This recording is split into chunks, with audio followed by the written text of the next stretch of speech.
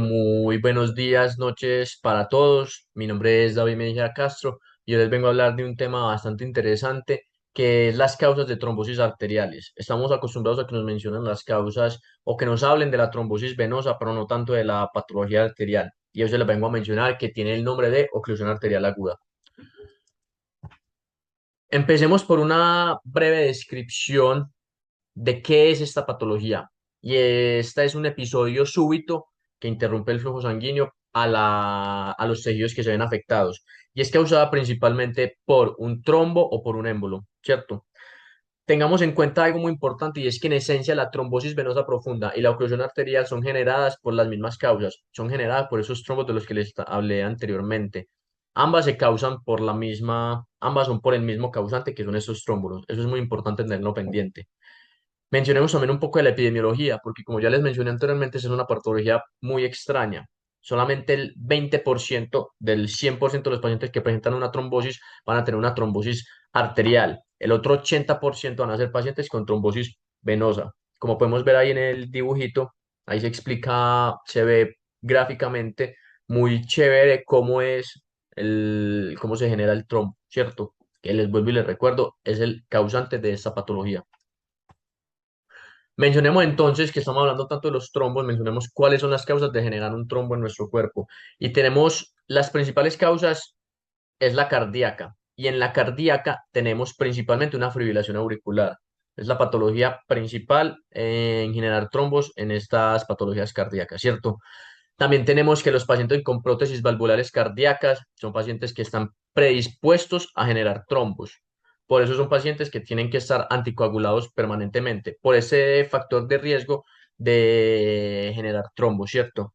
También las estancias hospitalarias de larga duración, más que todo como para la quietud del paciente. Cuando el paciente está en estado de quietud o en reposo mucho tiempo, que el paciente está acostado permanentemente, eso es un factor protrombótico principalmente en las venas. La sangre se empieza a acumular en miembros inferiores principalmente y es, como les estoy mencionando, es un factor de riesgo protrombótico. Tenemos el sedentarismo por la misma causa.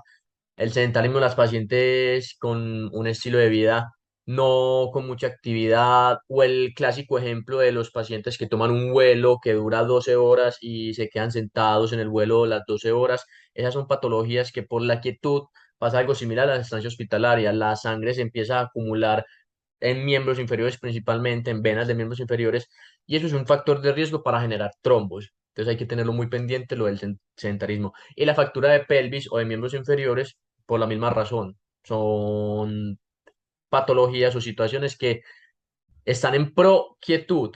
El cuerpo va a estar quieto, va a estar en reposo mucho tiempo y se genera este factor de riesgo pues de la producción de trombos. Mencionemos algo que nos ayude a enfocar al paciente a la clínica de una oclusión arterial aguda, que nos haga llamar que nos prenda las alarmas sobre, uy, este paciente puede tener una patología arterial. Hay algo muy importante para mencionar y es que esto depende principal y netamente de la arteria comprometida. No va a tener la misma sintomatología un paciente que tenga afectada el miembro inferior a el miembro superior, que tenga afectado el miembro superior a una arteria cerebral. La patología, la clínica, perdón, es diferente en cada uno de estos pacientes. Pero hay unas reglas, que es la regla de la 7P, que es muy indicativa y nos sirve mucho como guía para saber si el paciente está cursando con esta enfermedad, pues. La primera P es el tiro de pistola, que lo que quiere decir esto es que es un establecimiento agudo, rápido. Es así, agudo, rápido, por eso tenemos la primera P. La segunda P es la palidez.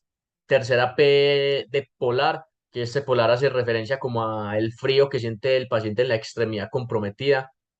Tenemos por cuarta la ausencia del pulso. Tenemos la quinta el dolor, el pain que siente el dolor cuando padece esta patología, porque son patologías que generan bastante dolor. Tenemos de sexta la parestesia y por último tenemos la parálisis. Como les digo, es una regla de 7P, es bastante útil para enfocar o encaminar al paciente o prender esas alarmas de que nos indica que el paciente puede estar cursando con esta patología. Como les mencioné anteriormente, hay unos factores de riesgo que nos pueden decir que el paciente va a tener esta patología arterial. porque como bien saben, ya se los he mencionado, el 80% de los pacientes con trombosis son venosas, solo un 20% tienen trombosis arteriales, pero hay unos pequeños factores de riesgo que nos pueden prender las alarmas a que este paciente puede generar la trombosis arterial y no venosa.